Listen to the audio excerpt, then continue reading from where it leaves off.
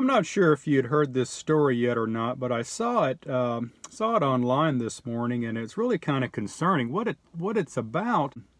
President Daniel Ortega down in Nicaragua a few days ago had announced that he's going to allow Russian troops to enter into Nicaragua for purposes such as law enforcement or helping during times of an emergency.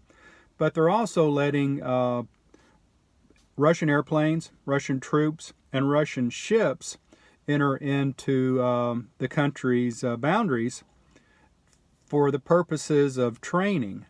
Now, I didn't see an exact number of the number of troops that are going to be allowed into Nicaragua. But you know, Nicaragua is really not that far from the southern U.S. border. And it kind of makes you wonder, do we have Russian troops now stationed along the southern border of the United States? Recall what happened back in the 60s involving Russia wanting to put missiles on the island of Cuba, and thus created the Cuban Missile Crisis that President Kennedy had to go through. This doesn't sound like it's a whole lot different with Ortega allowing Russian troops into Nicaragua.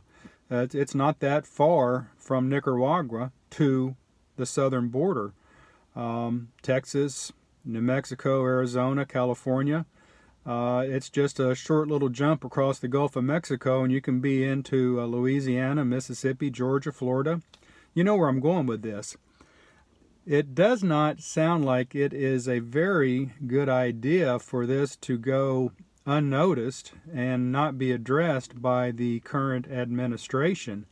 Now, of course, we all know that Ortega's government down in Nicaragua is a dictatorship. He's not that far removed from the likes of Vladimir Putin. So I guess it really doesn't surprise me that another communist regime like we have in Nicaragua would not welcome in the communist troops from Russia. We already know that they're down in Venezuela, and they have been for a long time. That's a fact. Now, Venezuela is a little bit further from the United States, but it's really not that far. It's basically putting enemy troops within our hemisphere, practically on the same continent.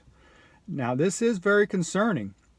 Having Russian troops, Russian military aircraft, and Russian military warships down in Central America, not that far from the U.S. border. What do you guys think about this going on in the world? What concerns would you have? Leave me a comment down below, because I'd sure like to hear it. If you guys like this information I'm telling you, why don't you go ahead and hit that thumbs up button and give me a like. And if you're not a subscriber yet, why not go ahead and subscribe right now and hit that notification bell. That way you'll get notified each and every time I upload some new content. So go ahead and do that right now. A lot of things going on in the world right now we need to be paying attention to, and having Russian troops positioned not too far from the southern U.S. border is really, really concerning. Let me know what you think. You guys have a blessed day.